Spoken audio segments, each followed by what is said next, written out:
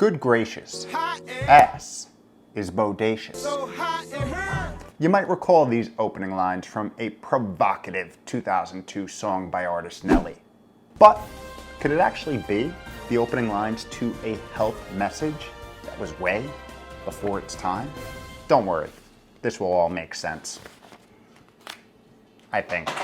Yo, what is up? Welcome back to another week of How to Health. My name is Kevin. I run liftingbalance.com, where we take aim at all things health and do it in an odd, weird, interesting, and highly sarcastic manner. Today we are talking about the hidden message within Nelly's song Hot in Here, and how that music video was really just a misunderstood piece of educational content clearly depicting what happens when our cells are exposed to a little heat. And all I gotta say, to all those parents who thought that video was obscene and absurd, I bet you feel real silly now, don't you?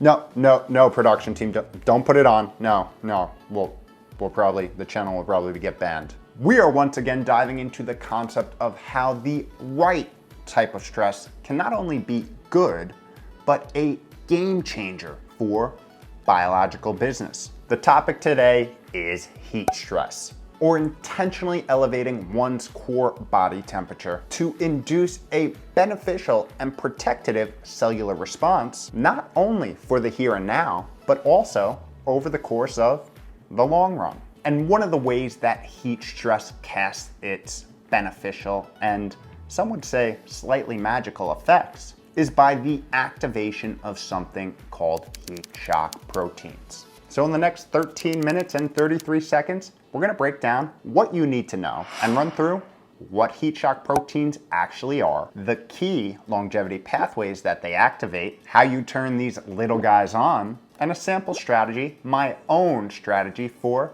getting hot in here. No, I said we cannot show the music video, production team. YouTube has zero mercy on those copyright violations. All right, let's sweat. First, a brief primer on the concept of hormesis, or good stress. I'm sure by now you've heard the phrase, what doesn't kill you makes you stronger. We all have. It's an idiom that's literally been ingrained within society since the Children of the Forest ran the show. Any Game of Throners out there? No? Okay, moving on. And typically it's presented verbally in the context of a pick you up when the going gets tough, conveying the message that you will make it through this and come out stronger and more resilient than ever. Well, this happens to be true inside our bodies as well. And it is a concept known as hormesis. And here's how it works. When our cells are exposed to low-dose stressors, they respond in a way that makes them stronger and more resilient to said stressors down the line. This right here is a survival mechanism. And as you know from all of our other longevity talks, is one of the reasons why we humans are so well equipped at being survival machines. And the majority of the stressors that induce this hormetic response are known as good stress, performed intentionally to raise that internal vibe, which also, in a beautiful presentation of irony, happen to be one of the best ways to combat the growing societal problem of chronic bad stress, which we break down here. So what are some of these beneficial stressors? Well, they include some of the usual suspects: exercise, fasting regimens, phytonutrients in foods, cold stress, and, surprise, surprise, heat stress, which happens to be the focus of today's conversation. Specifically, how it can be used to activate the so beneficial heat shock proteins. And you're probably thinking, what exactly are these proteins and how do they even work? I'm so glad you asked. Heat shock proteins are a large family of proteins that are present in each and every one of our cells. And these little guys have significant roles in many cellular processes, including immune function, cell signaling, and cell cycle regulation. As Ron Burgundy would put it, they're kind of a big deal. And as part of their everyday cellular duties, Heat shock proteins regulate several aspects of protein synthesis, including assembly, folding, export, turnover, and regulation. Functions that the everyday wear and tear of lackluster lifestyle habits, i.e. poor sleep, environmental toxins, pollutants, ultra-processed foods, and lack of movement, all exaggerate. Pretty sure I pronounced that word wrong. We're gonna keep it flowing though. Many times driving the creation of reactive byproducts, such as reactive oxygen species that can damage proteins and disrupt their structure, which happen to be common features in cardiovascular and neurodegenerative disease. Yeah, yikes. So why do heat shock proteins actually matter? Well, because increased expression of heat shock proteins prevents protein disorder and aggregation by repairing them when they are damaged. And here's how they do it. When cells are stressed due to changes in their environment, cellular proteins can unfold and become damaged, impairing their normal function and further increasing their vulnerability to change. However, during exposure to stress from things like temperature extremes, fasting, or hypoxia, reduced oxygen availability, cells increase their expression of heat shock proteins to stabilize unfolded proteins and repair or resynthesize the damaged ones. This phenomenon is referred to as the heat shock response, which has a corporate mission statement to protect the cell from damage. And the data has shown that heat stress in particular is a big activator of the heat shock response. Who would have thought? For example, one study found that after healthy men and women sat in a heat stress chamber for 30 minutes, their levels of heat shock protein 72 increased by 49%. A different study of healthy men and women who were exposed to deep tissue heat therapy for 6 days saw levels of heat shock protein 70 and heat shock protein 90 increase 45% and 38% respectively. In addition, their biomarkers of mitochondria biogenesis improved, and their mitochondria function increased 28% compared to baseline, with the data suggesting that heat accumulation induces whole body changes that result in protective cellular adoptions. All in all, getting a little hot in here at the cellular level seems to be pretty cool for biological school. And I know what you're thinking, all of that is cool, but how does the activation of these heat shock proteins actually make a difference? Well, let's take a look at some systems and pathways that it modulates for the better. First, muscle, mass and maintenance, pretty important stuff. Muscle atrophy, or the wasting away of muscle tissue, is a big health liability for us humans, both in the short term, as it pertains to performance, and the long term, as it pertains to longevity.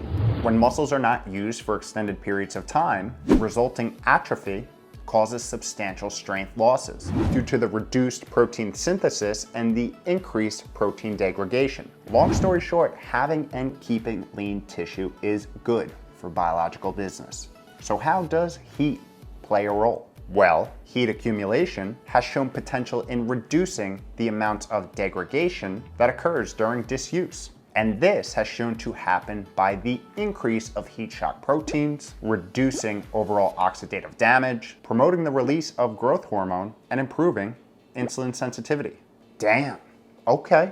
In fact, one study found that daily heat treatment applied locally to muscle during 10 days of immobilization prevented the loss of mitochondrial function, increased heat shock protein levels, and attenuated skeletal muscle atrophy by 37% compared to the controls. Cue the Nelly music. It was a joke, production team. What? Put your clothes back on. What? How? Okay, but what else can this scandalous family of intercellular proteins do? They also upregulate a number of longevity pathways. Two prominent ones being the NRF2 transcription factor and FOX family of proteins. First, let's look at NRF2. When this transcription factor is activated, it travels to the nucleus of the cell, orchestrating the regulation of a vast network of genes that have cytoprotective, antioxidant, and anti-inflammatory functions, providing protection against oxidative stress, electrophilic stress, and chronic inflammation. 3 key modulators of modern chronic disease. Okay, so protect plus mitigate minus activative stress, divide by pi. We like the Nerf2 pathway. And guess what activates it? Yep, those scandalous heat shock proteins. What about the FOXO proteins? This family of proteins play important roles in human lifespan and healthy aging. And they do this by regulating a vast array of genes that combat elements of cellular aging, such as damage to DNA, proteins, lipids, and loss of stem cell function. They also regulate the function of genes that regulate DNA repair, tumor suppression, stem cell function, immune function, and protein aggregation to further mediate the nefarious effects of aging. But it don't end there. This family of proteins also participates in autophagy, our in-house cellular recycling program, which is essential for keeping our insides operating efficiently and mitigating the accumulation of cellular damage. Following the application of heat stress, FOXO proteins form a complex with SIRT1, a longevity rockstar enzyme that we talk about here, to enhance FOXO's resistance to oxidative stress, and thus making the cell more stress resistant. Wow. But how can turning up the heat influence longevity liability numero uno? Low dose chronic inflammation. Let's explore. We know that inflammation is a critical element to the body's immune response that comes in 2 main forms. Acute inflammation, which is how we defend against immediate threats, such as injury or infection. This is critical for life. And then we have chronic inflammation, which occurs at the cellular level in response to continuous toxins or environmental stressors. This continuous overactivation of the immune system has been shown to accelerate the development of many chronic diseases, such as cancer, cardiovascular disease, and diabetes. Basically anything nefarious happening on the inside.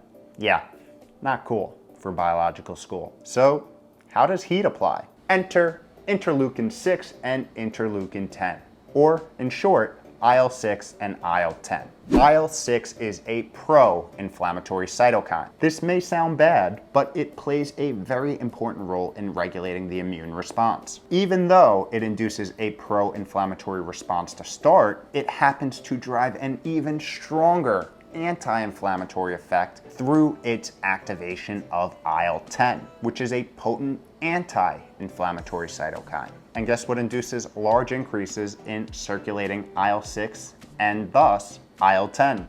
Heat stress. Who would have thunk? In fact, a study including 22 male athletes and non-athletes who received 2 15-minute sauna sessions separated by a 5-minute cold shower saw resting IL-10 levels increase. And this adaptation occurred faster in the athletes.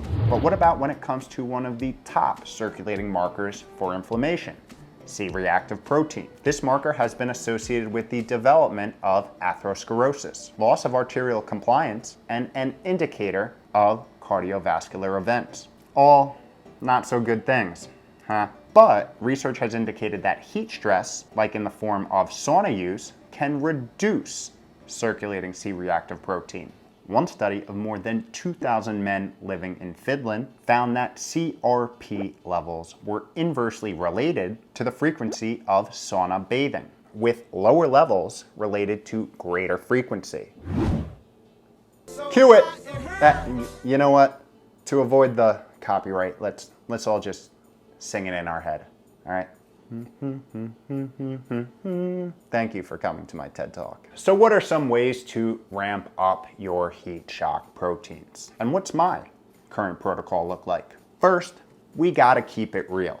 So despite how much of an investment you make in heating up your day, know that one intervention will not compensate for a lackluster effort everywhere else. Remember that this game of feeling good, refreshed, restored, and energized every day requires a holistic strategy. So treat this as just another piece of the longevity puzzle, not a magic therapy. That being said, To reap the benefits, you gotta get hot.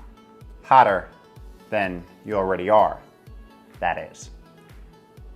Breaking a sweat via exercise has shown to be a reliable way to activate heat shock proteins anywhere at any time. Duration and intensity needs vary by fitness level, but 30 minutes of moderate or shorter bouts of intense training should stimulate the response in most. Another, more relaxing way to stimulate heat stress is by sauna, and the research continues to trickle out around the vast benefits of sauna use, including improved cardiovascular health, better blood circulation and flow to skeletal muscle, improved physical endurance, strengthening immune system, lymphatic flushing, promoting clearer skin, and giving yourself a nice little brain boost. And data has even indicated that using the sauna 4 to 7 times per week is associated with a 40% reduction in all-cause mortality. I think I'll take those odds. As always, the optimal dose varies person by person. Research has shown that the optimal dose for most people is around 15 to 30 minute sessions 2 to 5 times per week. And remember, high heat is a stressor. May it be good, but a stressor to the body. So take your time, ease into it. Hydrate, hydrate, hydrate. And always talk to your doctor if you have any pre-existing conditions. Also, this isn't an intervention where more is necessarily better. So build a routine and don't overdo it. Speaking of routine, here's a little glimpse of what my heat protocol kind of looks like. Wake up, hydrate, yoga and mobility, 35-minute intense workout, proceed to start work, break my 20-ish hour fast around 11 a.m., finish eating around 2 p.m., work a little more, sauna at around 5 p.m. for 20 to 30 minutes, accompanied by the occasional cold shower afterwards, hydrate and consume some trace minerals, and hit the hay. And thus far, from some preliminary data, thanks to the Oura Ring, I've observed a number of improved sleep metrics, one being heart rate variability, but we'll save that for another video. And as you can see, I've incorporated some other heat shock protein and autophagy stimulating habits, such as longer daily fasting windows, which, if you're interested, you can spend a full day exploring in my 50+ video Fasting 101 playlist. At the end of the day, when it's all said and done, the best protocol is the one that you can continuously execute against. So take it slow, build sustainable routines, and cue the music. Oh yeah, copyright, damn it. All right, everyone just, let's sing it in our head again.